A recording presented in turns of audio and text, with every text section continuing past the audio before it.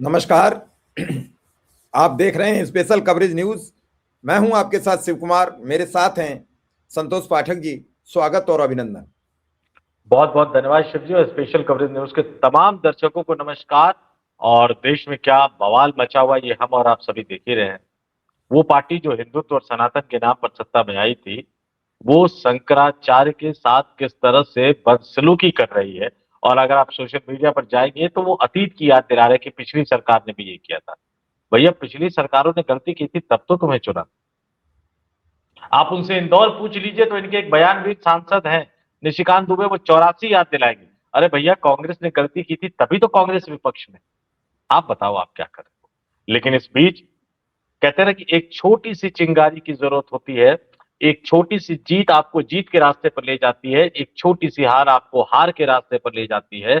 और भारतीय जनता पार्टी में जो घमासान मचा हुआ है, बड़ी अजीब सी हालत देखिए। एक जीत होती है नगर निगम, नगर पालिका, मान लिया कि भाई देश के कई राज्यों से ज्यादा उसका बजट है, मान लिया कि एशिया का सबसे बड़ा नगर निगम है। लेकिन उसका श्रेय लेने के लिए, जब उसकी जीत का श्रेय लेने के लिए जब प्रधानमंत्री तक पूछ जाते हैं और मुख्यमंत्री का इको सिस्टम उनको विजेता बनाता बताता हुआ नजर आता है, तब लगता है कि भैया कहीं ना कहीं तो कुछ गड़बड़ है। फिर खोजबीन करते हैं कि यार ये तो मुंबई का मामला है, ये तो साहेब के दोस्त का मामला है। अब मुंबई तो चाहिए क्योंकि वहां एयरपोर्ट भी है, वहां वो धारावी प्रोजेक्ट भी है, कई सारी चीजें वहां है, वो तमाम चीजें चाहिए। इस बीच एनडीए गठबंधन में घमासान शुरू हो जाता है। और जीत का श्रेय लेने के बाद इस घमासान को छोड़कर देवेंद्र फडणवीस कहाँ रवाना हो जाते हैं वो भी बताऊंगा। भागवत कहाँ रवाना हो जाते हैं ये भी बताएंगे। और कल हमने एक स्टोरी करी, उसके बाद भागे भागे राजनाथ सिंह कहाँ पहुंचे ये भी आपको बताएंगे। और कौन किसके साथ खड़ा है और कहाँ 5 स्टार होटल में जासूसी हो रही है, सेंध लग गई है, इन तमाम चीजों की जानकारी आपके सामने रखेंगे। अगले कुछ मिनट तक हमारे साथ बने रहिएगा। हमेशा की तरह शुरुआत शिव जी करेंगे अपने शानदार अंदाज में, फिर एक एक करके तथ्यों को हम आपके सामने रखेंगे जी। आप सबको पता होगा कि कैसे रात के 3:30 बजे, 3:30 या 4 बजे का ही समय रहा जब देवेंद्र फडणवीस को तत्काल राजभवन बुलाकर शपथ ग्रहण करा दी थी। रात को सोए थे तब कोई चर्चा नहीं थी, और सुबह उठे तो महाराष्ट्र के नए मुख्यमंत्री के तौर पर देवेंद्र फडणवीस शपथ ग्रहण कर चुके थे। डिप्टी सीएम अजीत पवार थे। अजीत पवार को चाचा शरद पवार ने बुलाया, डांटा, फिर वो बहुमत सिद्ध हुआ तो गए ही नहीं उस दिन। देवेंद्र फडणवीस ने आनंद फानंद में इस्तीफा देकर अपनी जान छुड़ा ली। ऐसा ही वाकया सेम फिर बना है। हो सकता है कि नवासी पे वो मेयर की शपथ ग्रहण करा दें और फिर एकनाथ शिंदे जाए ही नहीं बहुमत सिद्ध कराने। अब यहां 3 आंकड़े बने। अगर अजीत पवार और एकनाथ शिंदे अपने विधायक लेके चले जाते हैं तो भाजपा पार्षद, किसी भी पार्षद, पार्षद। नहीं, विधायक, मैं दूसरी बात अभी बता रहा हूं सरकार अच्छा, की। हाँ, हाँ। तो किसी भी हालत में इतने विधायक ही नहीं बचेंगे जो सरकार बना सके बीजेपी। 50 विधायक हैं महाविकास आघाड़ी के पास, और 57 विधायक हैं शिवसेना के पास, यानी 107 हो गए। और 48 या 44 विधायक हैं उनके, 48 ही है शायद, 48 है अजीत पवार के। मतलब ये विधायक इतने हो जाते हैं, अगर ये इकट्ठे होते हैं तो फिर बचती नहीं संख्या इन तीनों के इकट्ठे होने के बाद। और जो महाविकास आघाड़ी यानी इंडिया गठबंधन में जो लोग हैं वो किसी भी कीमत पर उन्हें समर्थन नहीं दे सकते। ऐसे में कहीं ऐसा ना हो शिंदे यहां गेम खेल जाएं, कहें भैया पवार साहब आप अपना बनाए रहो वर्चस्व, 25 की जगह 30 साल कर दो मेयर आपका और मुख्यमंत्री फिर मैं इस प्रदेश का, मैं लाता हूं सबको घसीट घसाट के। मैं संतोष जी बड़ी ब्रेकिंग करने जा रहा हूं ये, और पता लगे कि फडणवीस जी जहां विदेश में बताओगे वहां बैठे रह जाएं, इधर सब खेल हो जाए। बड़ी खबर है ये। और 29 पार्षद के लेने के बाद पार्षद भी नहीं बच रहे हैं जो बीजेपी मेयर बना सके। तो क्या ये मोदी का जो सपना था, संतोष जी यहां से मैं शुरू करूंगा आपसे, ये जो मोदी का सपना था बृहद मुंबई नगर पालिका, बृहद मुंबई पालिका परिषद जो म्यूनिसिपैलिटी है, एशिया की सबसे बड़ी म्यूनिसिपैलिटी जिसका 74,000 करोड़ का बजट है, उस पर कब्जा क्या एक बार फिर दूर की कौड़ी साबित होगी, या फिर अब असमंजस है? संजय राउत का बयान साफ है, किसी कीमत पे नहीं बनेगा बीजेपी का मेयर। अगर शिंदे का मेयर बन जाता तब भी भाजपा जीत को कैसे ही मान ले, हो सकता है फिर डिप्टी सीएम की जगह उप मेयर बना के खुद चलाए, लेकिन मेयर नहीं बनेगा।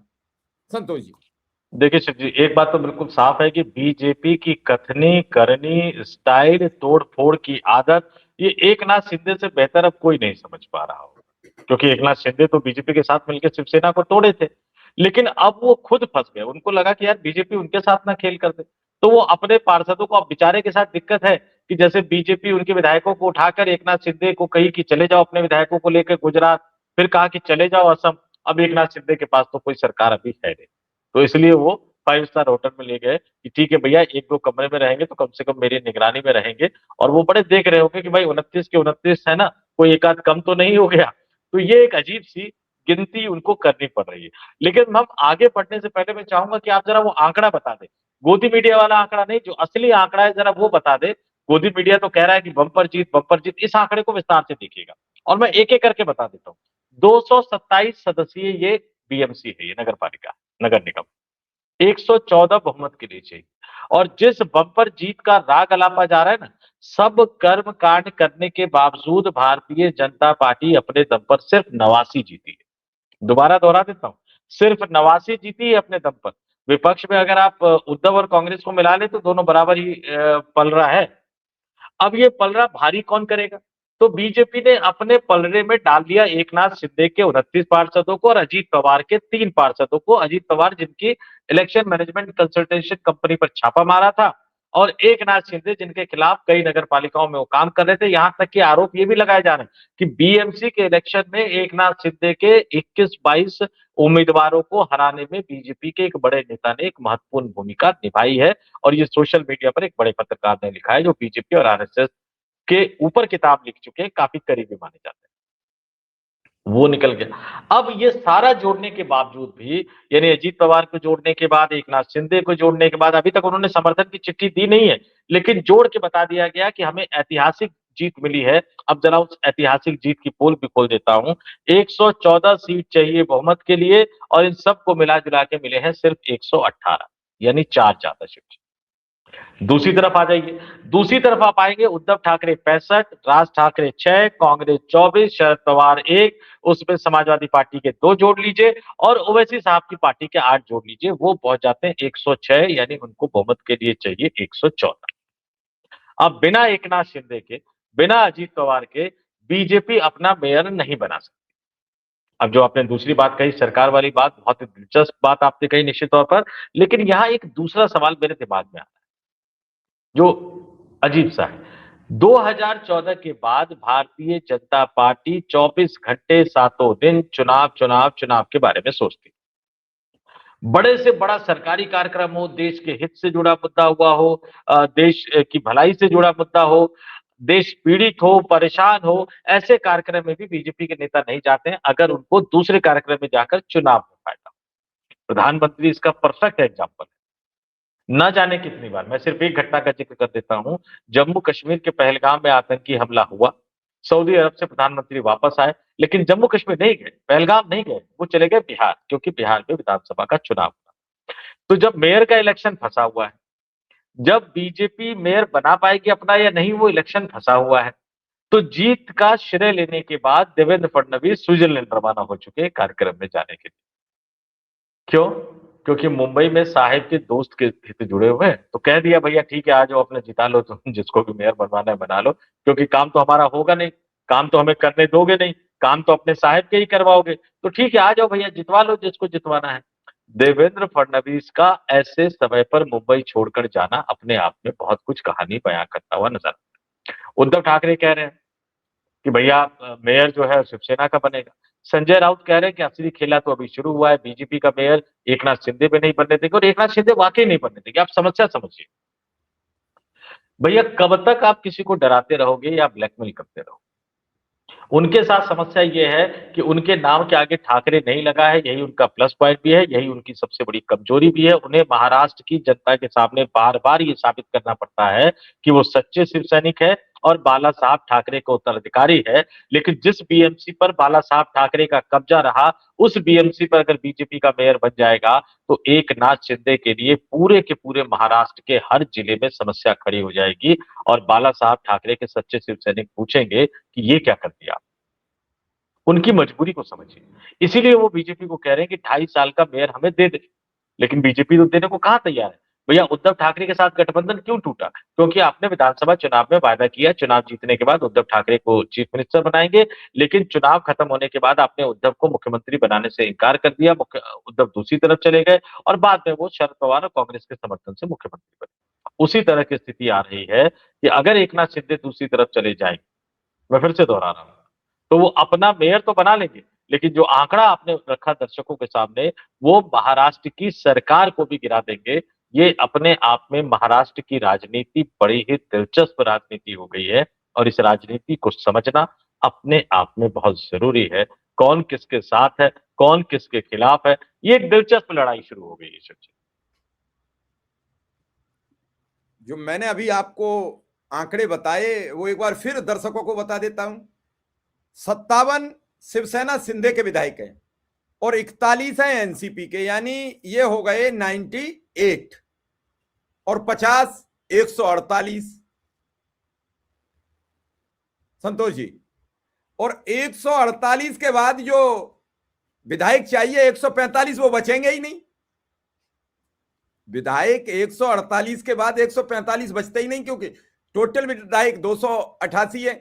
अब वो निर्दलीय और अन्य सब जोड़ लें तो 140 ही रह गए। 8 विधायक कहां से लाएंगे? हुआ तलैदा है कि वो किसी दल को तोड़फोड़ कर लें, ये उनके दाएं बाएं हाथ का काम है। लेकिन अगर शिंदे और अजीत पवार ने एकता दिखा दी अपनी विधायकों की, तो सरकार डामाडोल हो जाएगी। डमाडोल हो जाएगी और वो भारतीय जनता पार्टी के लिए एक बुरे दौर की शुरुआत हो जाएगी। आप इस समीकरण को समझिए। मुंबई सिर्फ एक नगर निगम नहीं, मुंबई इस देश की आर्थिक राजधानी है और मुंबई का महत्व आप समझिए कि जब 2 राज्य बट रहे थे ना, महाराष्ट्र और गुजरात, तो मुंबई लेने के लिए जो बीजेपी, माफ कीजिएगा, मुंबई को लेने के लिए महाराष्ट्र के नेताओं ने अपनी सारी ताकत लगा दी थी। ये मुंबई का महत्व है। वहां अंबानी भी है, वहां अडानी भी है, वहां टाटा भी है, वहां इस देश के सारे दिग्गज बिजनेसमैन हैं और सबके हित वहां से जुड़े हुए हैं और अडानी साहब के हित तो थोड़े से ज्यादा जुड़े। अब पूरे महाराष्ट्र की बात कर लेते हैं। पूरा जो महाराष्ट्र है, लोकसभा सांसदों के मामले में उत्तर प्रदेश के बाद दूसरे नंबर पर आता है। महाराष्ट्र में लोकसभा चुनाव में हम लोग, तमाम लोग कहते हैं कि यूपी में गड़बड़ हो गया, सिर्फ यूपी में ही गड़बड़ नहीं हुआ था। 240 पर पहुंचाने में, नरेंद्र मोदी को अल्पमत की सरकार बनाने के लिए मजबूर करने में जिन राज्यों की भूमिका थी शिव जी, उसमें उत्तर प्रदेश, महाराष्ट्र और बिहार। और इसलिए हमने देखा कि इन तीनों राज्यों में, उत्तर प्रदेश में तो अभी विधानसभा चुनाव नहीं हुए, लेकिन महाराष्ट्र और बिहार में विधानसभा चुनाव हर कीमत पर जीतने के लिए भारतीय जनता पार्टी ने किस तरह का खेला किया। लोकसभा से बिल्कुल अपोजिट नतीजा जो है वो विधानसभा के चुनाव में आया। इसलिए मुंबई बीजेपी को चाहिए चाहिए, मुंबई प्रधानमंत्री नरेंद्र मोदी को चाहिए चाहिए, मुंबई है वो बीजेपी नेताओं को चाहिए चाहिए। लेकिन सबसे बड़ा सवाल यही है, मुंबई मिलेगा कैसे? क्योंकि अब जो है वो एकनाथ शिंदे अपना मेयर बनाने के लिए अड़ गए हैं। उद्धव ठाकरे अगर पूरी तरह से खुल के साथ आ जाते हैं तो फिर बीएमसी का समीकरण बदलने जा रहा है और बीएमसी का समीकरण बदलेगा तो महाराष्ट्र का समीकरण बदलेगा। और ऐसे समय पर देखिए एक अजीब सी गुत्था की स्थिति बनी हुई है। आप ध्यान से देखिए, कल हमने स्टोरी करी थी, हमने बताया था कि बीजेपी में राजनाथ सिंह की विदाई होगी, कि वो संसदीय बोर्ड के सदस्य अब रहेंगे नहीं। आज राजनाथ सिंह भागे भागे कहां पहुंचे? नागपुर पहुंचे, उनका एक कार्यक्रम। फिर हमें कल ही परसों जो है वो वोटर लिस्ट से नाम का निकाल दिया गया, बीजेपी ने अपनी वोटर लिस्ट से नाम निकाल दिया लाल कृष्ण आडवाणी, मुरली मनोहर जोशी का। तो हिमालय को बचाने के नाम पर मुरली मनोहर जोशी ने कल आरएसएस के 2 बड़े नेताओं के साथ बैठक की। मुरली मनोहर जोशी सब जानते हैं, 70 पेजों का स्लाइड रिपोर्ट दे चुके हैं नरेंद्र मोदी सरकार की नाकामयाबी के लिए। उनके इर्द गिर्द तमाम नेताओं का जमावड़ा लगता हुआ नजर आ रहा है। अब राजनाथ सिंह पहुंच गए नागपुर। मोहन भागवत पहुंचे मुंबई, और मुंबई से जो महाराष्ट्र के मुख्यमंत्री है वो पहुंच गए स्विट्जरलैंड। स्विट्जरलैंड में मंत्री उनका स्वागत करते हुए नजर आ रहे हैं। और बनारस का, वाराणसी का जो मणिकर्णिका घाट वाला मसला, ये छोटा मसला नहीं, आप ये समझिए, ये 2 घंटे 4 घंटे में खत्म हो सकता है। मैं मान लिया कि कुछ तस्वीरें एआई जनरेटेड हो सकती है, लेकिन वहां तोड़फोड़ हुई इस बात से कोई इनकार नहीं कर रहा। वहां काम हो रहा था इस बात से कोई इनकार नहीं कर रहा। भाई वहां के आपके डीएम खुद कह रहे हैं, वहां के अधिकारी खुद कह रहे हैं, आप इसमें अगर लापरवाही हुई थी तो 2-4 लोगों को सस्पेंड करके इस विवाद को ठंडे बस्ते में डाल सकते थे, लेकिन आपने ठंडे बस्ते में डाला नहीं। आपने 7-8 छोटे यूट्यूबर्स पे एफआईआर करवा दी। अब जैसे ही आपने एफआईआर करवाई तो जो मसला 2 घंटे में सुलझ जाना था, अब वो 2029 के लोकसभा चुनाव तक सुलझता रहेगा। जब जब कोर्ट में इनकी पेशी होगी तब तक वो मामला सुलझता रहेगा। और अब तो लोग सवाल ये भी पूछ रहे हैं कि भैया उन पे तो एफआईआर करवा दी आपने, उसमें एक नेता है आम आदमी पार्टी के संजय सिंह, लेकिन अखिलेश यादव पे क्यों नहीं करवाया? उन्होंने भी तो लिखा। मल्लिकार्जुन खड़गे पे क्यों नहीं करवाया? अच्छा चलिए ये नेताओं की बात तो छोड़ दे, बीबीसी पे क्यों नहीं करवाया?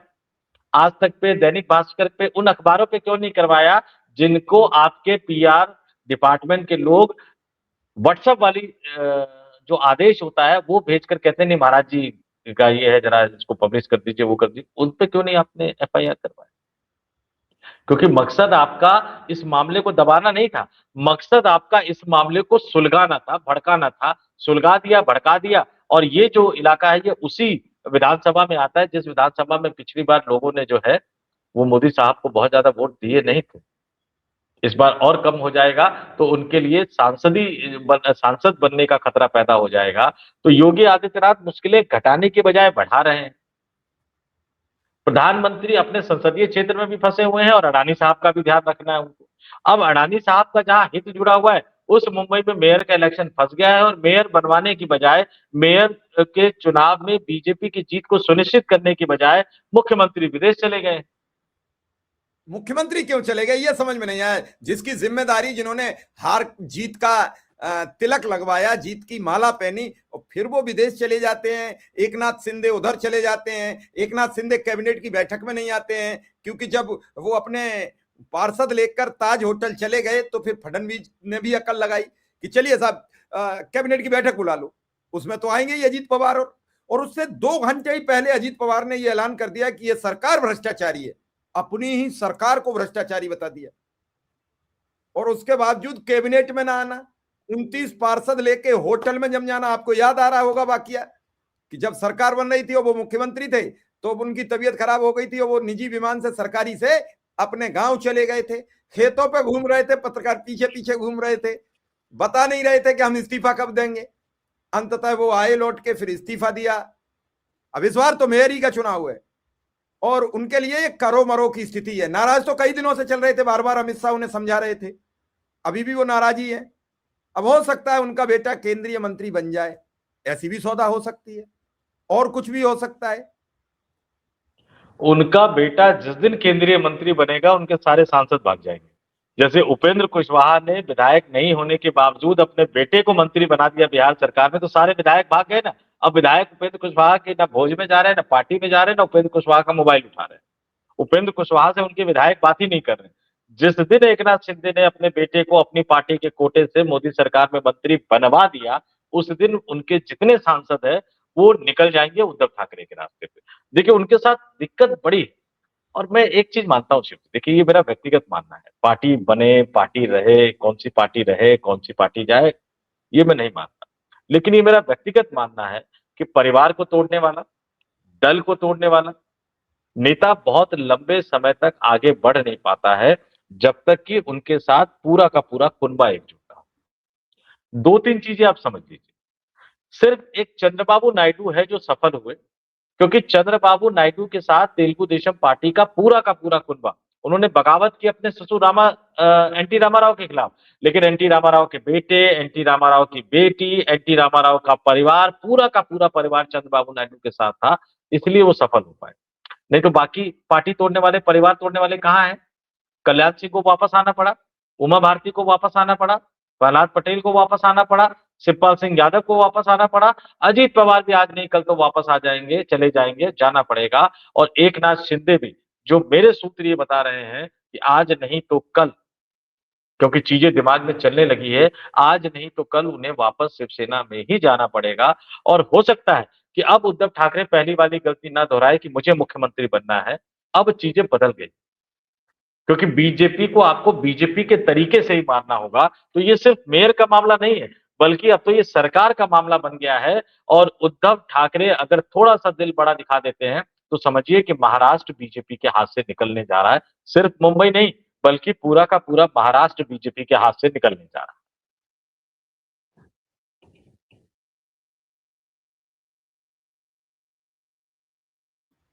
फिर तो बड़ा संकट आ जाएगा। आर्थिक नगरी हाथ से निकल गई तो क्यों, पिछली आर्थिक नगरी के चक्कर में तो ये सब तोड़फोड़ की गई। उस समय दो सरकारें तोड़फोड़ हुई उस सेशन में, एक मध्य प्रदेश की, एक महाराष्ट्र की। राजस्थान की भी हो गई थी, विधायक तो आ गए थे लेकिन पूरे नहीं आ पाए, तो फिर राजस्थान की बच गई थी। ऐसे में ये हॉर्स ट्रेडिंग चलेगी कब तक? मैं सिंधे को भी ठीक नहीं मान रहा हूं। जब सिंधे को कीमत वाजिब मिली तो सिंधे चले गए। अब सिंधे अपने 29 पार्षद 29 घोड़े लेके दौड़ गए हैं, और उनमें से किसी घोड़े को बढ़िया कीमत मिल गई तो घोड़ा ही भाग सकता है, क्योंकि हाँ, घोड़ा ये जानता आपने बिल्कुल भागता ठीक कहा। ये आपने बिल्कुल ठीक कहा। शिंदे ने जब शिवसेना तोड़ी तो उनको 2/3 विधायकों की जरूरत पड़ी, इसलिए थोड़ा सा समय लग गया। लेकिन जो दल बदल कानून है ना शिव जी, वो सांसदों पे लागू है कि अगर आपको पार्टी तोड़नी है, सांसदों को तोड़ना है तो 2/3 चाहिए। विधायकों पर भी लागू है कि विधायक चाहिए, तोड़ने हैं तो 2/3 चाहिए। लेकिन इस स्थानीय निकाय में दल बदल कानून लागू नहीं है शिव जी। यही डर तो एकनाथ शिंदे को सता रहा है, क्योंकि 106 पूरे अपोजिशन के पास है, उन्हें सिर्फ 8 चाहिए। अब मान लीजिए शिंदे के जो 29 पार्षद है, उनमें से 8-9 को कहा जाए कि आ जाओ, एक को हम डिप्टी मेयर बना देंगे या कुछ और बना देंगे, या इनमें से कई मराठी होंगे उनको बुला लेंगे कि भाई आप ही मेयर बन जाओ, क्योंकि हमें तो मराठी को मेयर बनाना है। तो किसी को अगर आप ऐसा ऑफर दोगे तो 9-10 पार्षद लेके तो जा ही सकता है ना। ये डर है, क्योंकि यहाँ 1-2 भी जा सकते हैं, यहाँ दल बदल कानून लागू नहीं होता, 2/3 पार्षदों की जरूरत नहीं होती। अजीत पवार के 3 जीते हैं, उसमें से 1 भी जा सकते हैं, 2 भी जा सकते हैं। शिंदे साहब के 29 जीते हैं, उसमें से भी जा सकते हैं। यहाँ तक कि बीजेपी के जो 89 जीते हैं, उसमें से भी अगर कोई चाहे 4-5 इधर उधर होना, तो वो भी इधर उधर हो सकता है। यानी ये जो खेल है ना, बड़ा दिलचस्प मुकाम पर पहुंचता हुआ नजर आ रहा है, और अगले 48 घंटे इसको लेकर बहुत ज्यादा अहम होने वाले हैं। चलिए वो 48 घंटे देखते हैं। लेकिन मेरा तो सवाल है, जनता से जरूर बताएं कि मुंबई का अगला मेयर कौन? क्या एकनाथ शिंदे ने पूरा खेल कर दिया? फडणवीस विदेश चले गए? क्या मोदी शाह का सपना चकनाचूर होगा? इस पर आपकी क्या राय है, हमें कमेंट बॉक्स में जरूर लिखें। हो सके तो चैनल सब्सक्राइब करें। बाकी अच्छा लगे तो वीडियो लाइक शेयर कर लीजिए। संतोष जी का भी बहुत बहुत आभार, बहुत बहुत धन्यवाद। बहुत बहुत धन्यवाद।